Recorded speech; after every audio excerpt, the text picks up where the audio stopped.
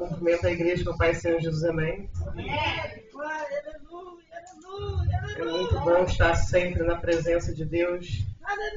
Oração de profeta é tudo nessa vida. Estar com alguém e caminhamos junto com Deus, estando com a gente é tudo, irmão. É uma das melhores coisas que existe nessa vida. É a gente caminhar com quem tem a presença. Porque o dia que você estiver fraco, a pessoa ao seu lado está orando por você. Amém? Vamos em Gênesis capítulo 13.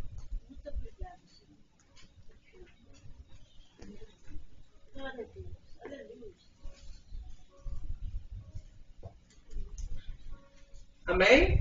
Saiu, pois, Abraão do Egito para o lado do sul, ele e sua mulher, levando tudo o que tinha e levando também com ele a Ló.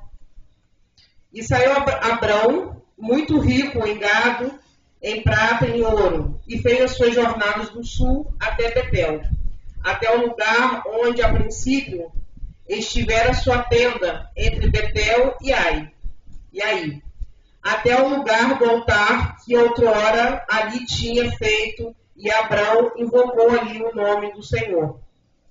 E também Ló, que ia com Abrão, tinha rebanhos, gados e tendas, e não tinha capacidade a terra para poderem habitar juntos, porque os seus bens eram muitos, de maneira que não podiam habitar juntos.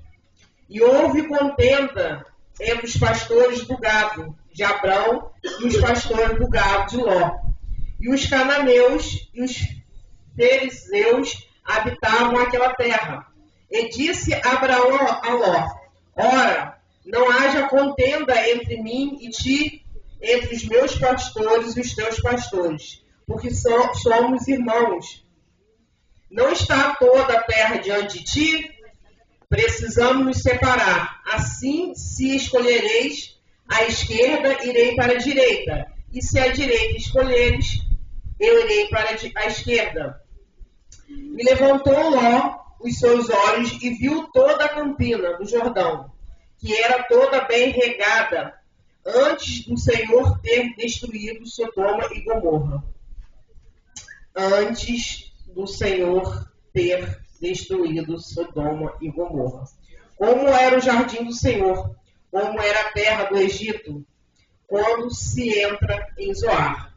Então Ló escolheu para si toda a campina do Jordão, e partiu para o oriente, e apartaram-se assim um do outro. Habitou Abraão na terra de Canaã, e Ló habitou nas cidades da campina, e armou as suas tendas até Sodoma. Ora, eram maus os homens de Sodoma e grandes pecadores contra o Senhor. Até aqui, irmãos. Pode se assentar, por favor. Essa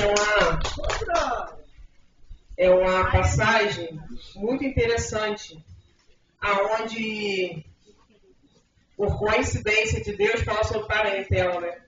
O irmão Júlio trouxe isso aqui, e enquanto ele apregoava aqui, eu falei, meu Deus, como que é tremendo. E Deus trazia a mim, essa palavra, trouxe para mim, de alguns dias, falando simplesmente de duas pessoas que tinham parentesco. E duas pessoas que simplesmente se separaram porque teve confusão entre a questão financeira, a questão de gado entre os funcionários. Só que Abrão, nessa época ainda era Abrão, ele tinha uma promessa de Deus. E o ser humano, ele precisa entender que ele não precisa brigar contra nada. Ele não precisa discutir contra nada. Ele não precisa brigar por cadeira. Ele não precisa brigar por espaço. E ele nem precisa brigar por herança. Porque quem tem promessa de Deus não está sobre as coisas que você tem. Está sobre quem você é. E Abrão, muito sábio, virou para Ló e falou, escolhe o que você quer. O que você deseja. Porque ele tinha certeza que o Todo-Poderoso está com ele. E não existe, irmãos, lugar ruim, lugar difícil, quando você está sob o direcionamento de Deus. Quando você está sob os mandamentos do Espírito Santo de Deus. Porque não é um lugar, não é simplesmente um lugar que te faz, não é a parentela que te faz, não é o lugar que você trabalha que te faz. Ah, eu preciso para esse lugar porque lá tem muita prosperidade. Eu preciso trocar de país porque lá eu vou ter um carro maravilhoso, eu vou ter casas, eu vou ter carro. Eu vou ter bens.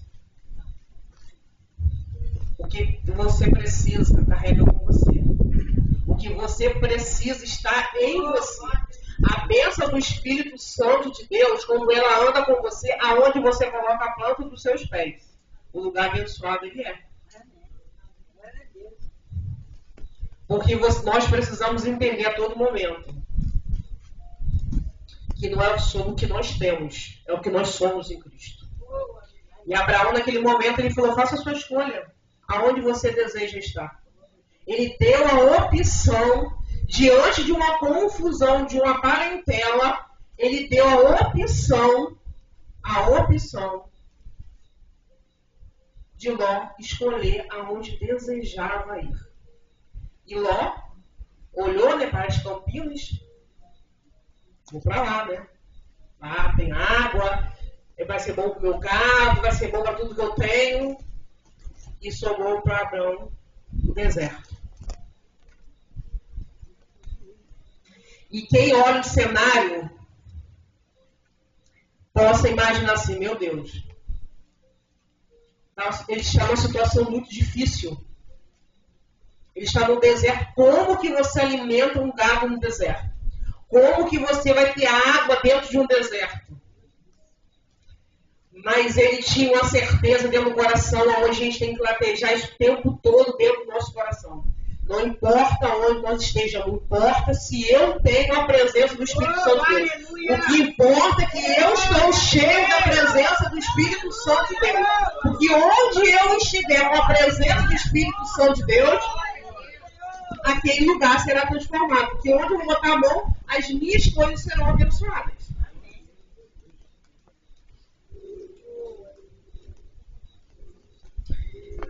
E simplesmente, um pouquinho mais tarde, como diz nessa passagem, onde Ló parou, era uma terra de pecado. Aonde aos olhos humanos dele, era campinas, tinha riachos, ele ia se dar muito bem naquele local. Deus via ali pecado. Deus via ali que precisava de destruição. E Deus ali não ia poupar ninguém. Mas existia uma promessa sobre Abraão. Existia uma promessa de alguém que tinha o Espírito Santo de Deus vivo. Então, muitas das vezes, quando você chamar um crente de enjoado, quando você falar para o crente fica toda hora te orando, que o crente fica toda hora glorificando, que o crente fica toda hora orando por você insistir na tua vida, receba. Porque Ló só ficou vivo por causa de Abraão. Sabe por quê? Porque quem tem promessa de Deus, até a sua parentela recebe. Quem tem promessa de Deus, até a tua parentela recebe, sem às vezes nem servir ao Espírito Santo de Deus. E viver às vezes até no pecado. Mas quando você tem promessa, Deus poupa a tua parentela. E quando Deus foi lá e falou para Ló que iria simplesmente destruir aonde Ló estava, Abraão, aonde Ló estava, falou, Abraão, eu vou destruir aquela parte. Sabe o que ele fez com Deus?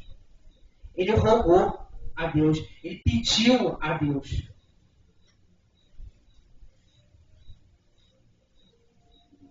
E Deus ouve a oração de um justo. Deus ouve a oração de um justo. Muitas das vezes você olha a tua parentela, você olha e vê que está numa maçã do pecado. você olha pela lamação do vício e você simplesmente você julga.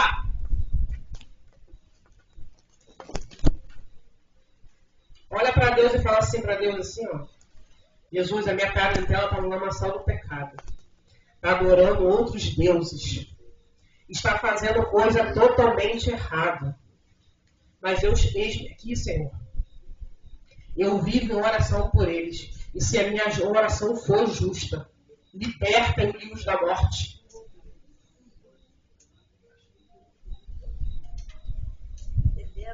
Você sabe por quê?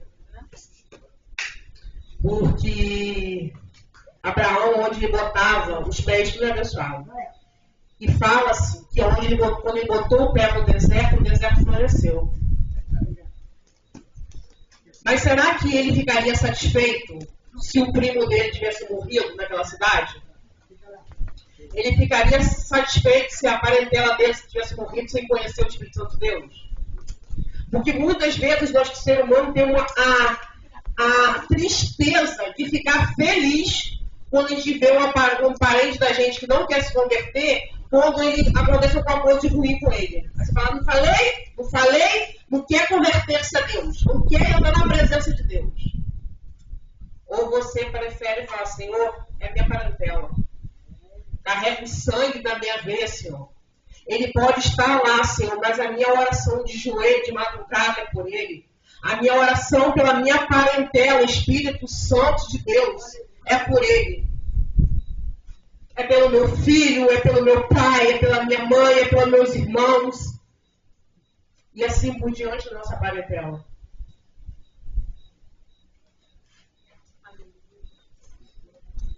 E simplesmente Deus poupou.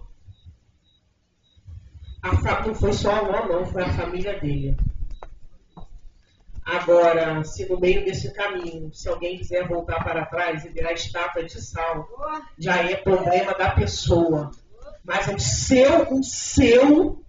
a sua oração não pode parar para os seus. A sua oração não pode parar pela sua parentela.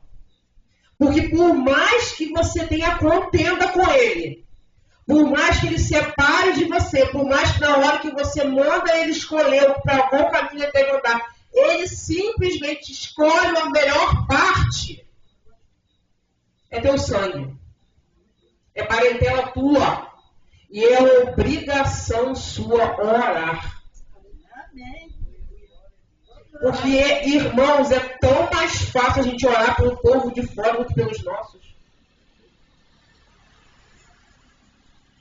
Tem crente levantando nação de pessoas em oração, em oração, em oração, em oração. E os seus? Você tem orado pelos seus? Você tem levantado a oração pela sua parentela? Você tem convertido a tua parentela? Porque Deus mostra ali que quando a sua oração é justa, Ele salva. Ele vai lá e resgata. Ele vai lá e transforma. Ele vai lá e dá oportunidade. E eu tenho certeza, irmãos, que não existe um crente, uma pessoa nesta tenda aqui que não precisa resgatar alguém da família.